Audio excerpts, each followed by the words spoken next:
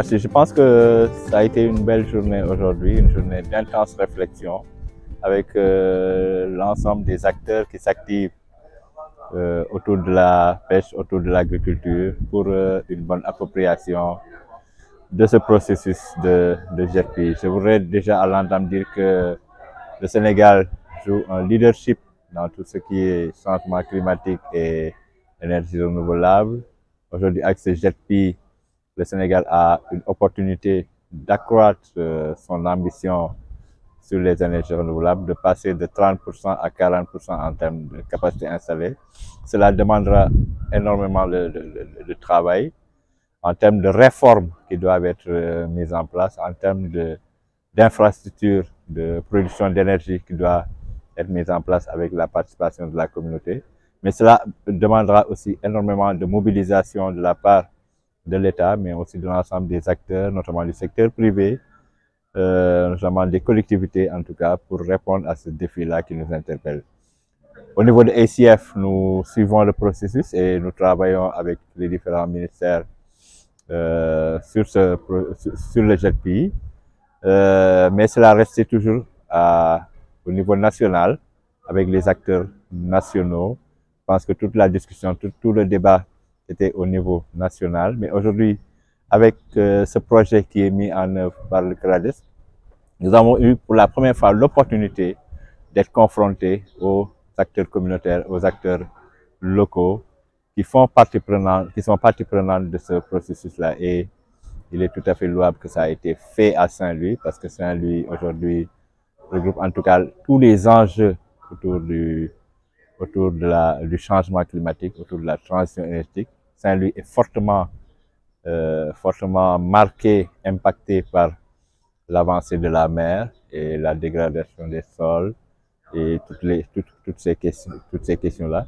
Mais Saint-Louis aujourd'hui constitue un enjeu pour la transition énergétique du pays, parce que c'est là où sont logées les ressources gazières aujourd'hui majeures sur lesquelles le pays compte en tout cas pour transformer son secteur électrique. Mais Saint-Louis aussi vit un peu les impacts de cette exploitation pétrolière. Au-delà, c'est vrai qu'il y a une raréfaction de la ressource dans le cadre de la pêche, mais aujourd'hui, de plus en plus, et les acteurs l'ont dit, l'exploitation du gaz, en tout cas, entre en conflit avec leurs activités, parce que c'est des zones de pêche qui sont aujourd'hui occupées. Et donc aujourd'hui, les acteurs ont eu la possibilité de s'exprimer, de donner leur point de vue par rapport à ce que devrait être une transition énergétique juste pour le pays, comment rendre en tout cas ce GEPI plus juste, plus équitable, comment il peut promouvoir le développement économique local, comment il peut en tout cas résoudre les problèmes qui se posent au niveau de l'agriculture, au niveau de l'élevage, et contribuer au développement économique. Je pense qu'une transition énergétique n'a de sens que s'il contribue à améliorer les conditions de vie. Il ne s'agit pas juste de construire des centrales ou de produire des mégawatts d'électricité, mais c'est surtout d'améliorer les conditions de vie, et cela demande obligatoirement que les acteurs soient associés dans cette dynamique-là. Donc nous avons été très heureux d'avoir été en contact avec les acteurs et d'avoir pu les écouter, d'avoir pu développer des recommandations très fortes qui vont être mises sur la table du ministre de l'Énergie et qui vont alimenter toute la réflexion autour du GEPI.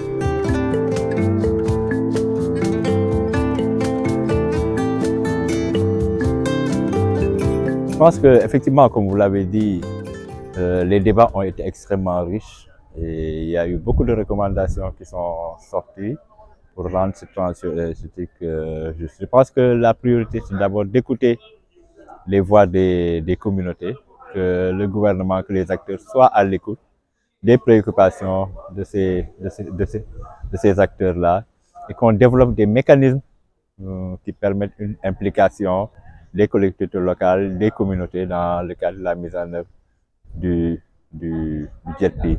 Donc comment renforcer des cadres de partage, de collaboration comme ce qu'on a constaté aujourd'hui, comment les durabiliser, comment s'assurer que le monitoring citoyen est très développé, notamment dans la mise en œuvre des projets, comment en tout cas s'assurer que les communautés participent à cela. Je pense que c'est un élément extrêmement important.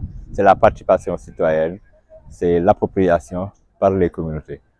Un deuxième aspect qui est sorti très fortement, c'est comment le JETP peut contribuer à développer les chaînes de valeur, que ce soit les chaînes de valeur agricoles, que ce soit les chaînes de valeur autour de la pêche. Je crois qu'il y a des idées intéressantes qui ont été développées.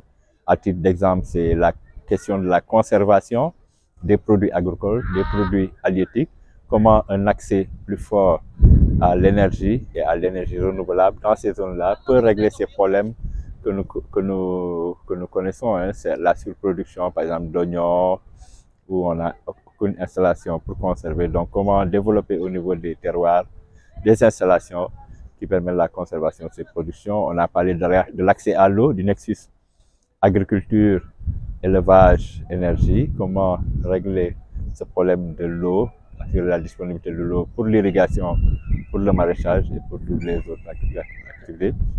Mais aussi comment utiliser les sous-produits de l'agriculture pour produire de l'énergie et puis contribuer à renforcer la fertilité des terres. Je pense qu'il y a énormément de questions qui ont été développées et des recommandations très fortes sont sorties et je pense, comme je l'ai dit, cela va arriver sur la table du ministre de l'Énergie.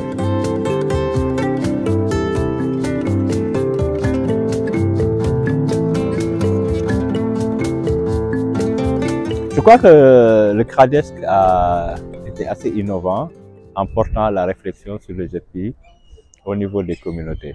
Mais Saint-Louis est juste un exemple, parmi tant d'autres exemples, parmi tant d'autres communautés qui ont besoin d'être écoutées. Nous avons parlé aujourd'hui du cas du Delta, du Saloum, où les enjeux ne sont pas les mêmes, les préoccupations ne sont pas les mêmes, parce que c'est des zones d'îles, et donc c'est des zones qui sont assez enclavées et qui manquent d'infrastructures.